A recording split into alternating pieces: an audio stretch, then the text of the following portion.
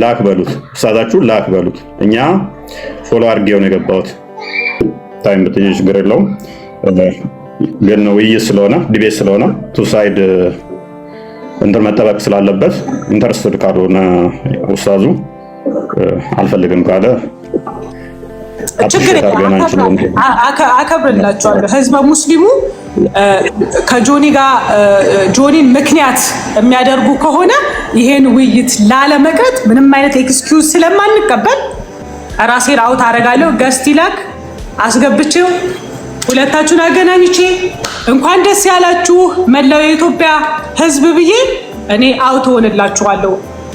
የዛሬውን ፕሮግራም ውይይት ላለማድረግ ምንም አይነት ኤክስኪውዝ አንቀበልም ብያለሁ። ምንም አይነት ማለት ምንም አይነት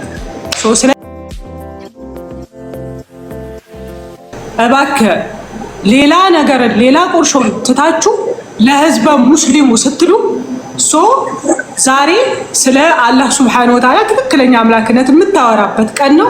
ስለዚህ እባክህን ገስት በመላክ ቢያንስ እኛን ትተህን ዲን አልኢስላም ላይ ብቻ ዲፔንድ በመሆን ገስት ሆስት ላክልን፣ እባክህን ሆስት ላክልንና ሁለታችሁ ውይይታችሁ ጀምሩ። አታዘግየብን፣ አትዘጊብን፣ አታንገላታን። አሁንም ህዝቡን አታንገላታብን ፕሊስ ወንድሜ እስታዜ እያልኩ ነው። እንግዲህ እየጠበቅን ነው።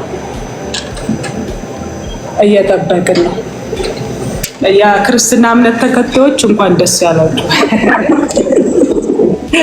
ስፖርት ያለው ለዛ ነው። ስፖርተኛ ነሽ? አዎ ስፖርተኛ ነኝ። እንደውም የወገብ ዳንስ እንደዚህ እየሰራው ምናምን ነገር ሌላ ነገር መስሏቸው እንደውም እሱን ራሱ እንደዚህ አይነት ሰው ቤት ሄደን ዛሬ እያሉ ምክንያት እየፈጠሩ ነበርና ኖ ኤክስኪውዝ መርፌ ይስተኛል ግን በጣም መርፌ ይስተኛል። ኧረ አሪፍ ነው። ወንድ ልጅ ቀጠን ሲል ነው እንደውም አሪፍ። አልቀመስም ጠይበን እንደሚባለው። በነገራችሁ ላይ በዚህ አጋጣሚ በጣም ተጫዋች ነው እፎይ ማለት ነው። ተጫዋች ነው። ብዙ ጊዜ ላይቭ ላይ ራሱ ተከታትላችሁት ከሆነ አንዳንዴ ይቀልዳል ምናምን ነገር። እንደውም እፎይ ለእፎይ የለቀቀውን ቪዲዮ አይታችሁታል? እሱን አይቼ ስቄ ልሞት እኔማ። እፎይ ለእፎይ አትወረም እንዴ ምናምን እያልከው አትወረም እንዴ ምናምን። ኧረ ኡስታዞቻችን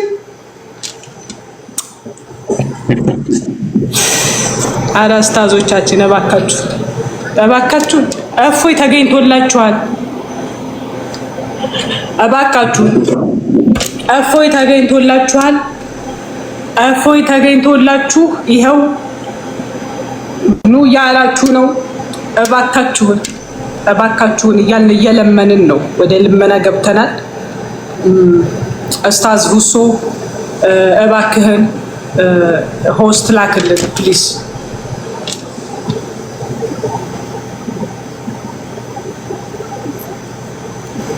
ፎሎ አድርጌዋለሁ እንግዲህ ሰበብ እንዳሆነ። አንተ ጋር ይታያል? አንተ ጋር ሆስት ላይ ይታያል? እኔ ጋር ይታየኝም ጭራሽ። አንተ ጋር ይታያል? ይኸው እስኪ ከታች እንግዲህ ያው እየጠበቅን ነው። ሙስሊሞች ሰርች አድርገው እኔ ጋር ከታች የለም ጭራሽ።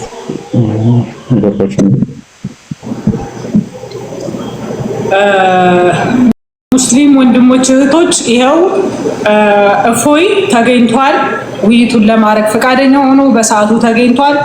እባካችሁን ፖስት በመላክ ተባበሩ። ፖስት በመላክ ተባበሩ።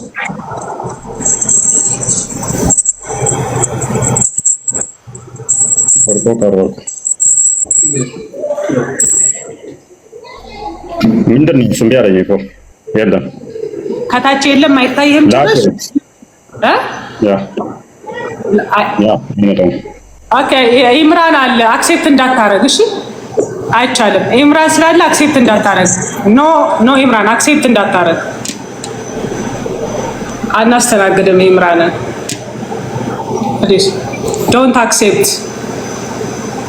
ዶንት አክሴፕት ኢምራን ፕሊዝ። ኖ ድራማ ኖ ፖለቲካ። ይኸው እፎይ ተገኝቶላችኋል። ኡስታዝ ሁሶ እባክህን ወደ ገስትና እኔ አውት ኦፍ ግሩፕ ሆናለሁ፣ ችግር የለም አውት ኦፍ እሆነልሃለሁ። እስልምና ላይ ብቻ ፎከስ አድርገህ ሁለታችሁን አገናኝቼ ለህዝብ ይፋ አድርጌ እኔ እወጣልሃለሁ። እባክህ እግርና እጅህን ይዘህ እፎይ ብቻውን እንደተገኘ አንተ ፕሊስ እባክህ ኡስታዝ ሁሶ ሐቢቢ ያ ገልቢ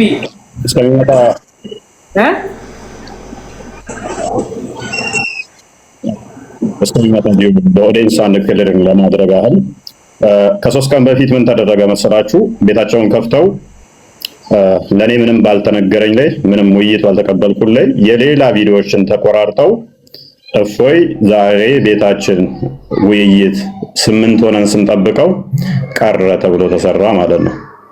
ይሄ ድራማ ነው። ማንኛችሁም የምታዳምጡን እንድትሰሙ ሰው ውይይት ፈልገው ነበረ። ይሄም ኡስታዙ ፈልጓል ማለት ነው። ይሄው ባለው መሰረት ተገኝቻለሁ ከኡስታዙ ጋር ማለት ነው። ስለዚህ ላክ በሉት። ላክ ምንም እንትን ማለት አያዋጣም። 8 ሆነው የት አለ እፎይ የት አለ ሲሉ ነበር ቤታቸው ማለት ነው። እንዴት አልመጣም ቤታችን ብለው። ውይይት እንደዛ አይደለም፣ ኮስት ነው በቃ ውይይት። ለ8 ሳይነግሩት እንዴት አልመጣም? ከዚህ በፊት 9 ሆነው ሄጄ ያ ጦርነት ይመስል አዋጅ አወጁብኝ። 9 ሆነው ቤታቸው ሄጄ በተፈጠረ ኬዝ ነው መሐመድን ታፍሩበታላችሁ ምትል ንግግር ተናገር። ለምን የጳውሎስ አሳፋሪ ልምምድና አስተምሮ ብለው ላይቭ ገብተው ቤታቸው ሄጄ እሷን በተናገርኳት ነው። አርጊው ማድረግ ስላልቻሉ ሚዩት አድርገው አባረሩኝ። ከዛ በኋላ ምንድነው የሆነው? እኔ መሐመድን ታፍሩበታላችሁ አልኩኝ፣ እሷን አጮኋት ማለት ነው። ድጋሚም ቤታቸውን ከፍተው ሰሞኑን እንደዚህ አይነት ፖለቲካ ተሰርቷል። የሐሰት ማለት ነው።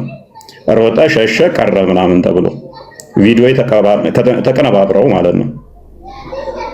እኔ ምንም ባልተስማማንበት 9 ኡስታዞች ቁጭ ብለው አይመጣም እንዴ የታል እፎይ ጥሩት ይላሉ ማለት ነው።